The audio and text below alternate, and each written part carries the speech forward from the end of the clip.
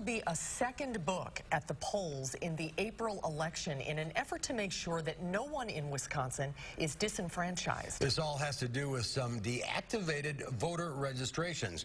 Political reporter Jessica Arp is in the news center to explain all of this. Jess? Well, yeah, that second book at the polls will be filled with the names of some 308,000 voters that were deactivated in January because of the chance that those deactivations happened by mistake. During the February primary, some clerks across the state reported some registered voters showing up to the polls and finding they were no longer in the poll book. The Elections Commission said today they investigated about 30 instances of that happening, but that many issues were out of the norm.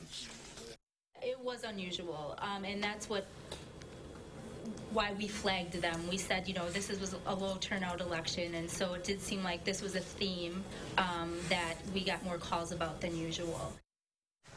Dane County's clerk said there were instances of this in Dane County, though he didn't yet have a total number. So what will happen now is a list of deactivated voters will be at the polls for the April election. If a voter shows up who says they're registered and aren't in the poll book, this list will then be checked. If their name is found there, the voter will be allowed to sign an affirmation saying that they haven't moved and will be allowed to vote without re-registering. We should also note the woman you saw there is the new interim elections board administrator. She'll replace Mike Haas, who is not confirmed by the state Senate. That vote to make her interim happening today at the Elections Commission as well. Jessica Arp in the newsroom. Jess, thanks.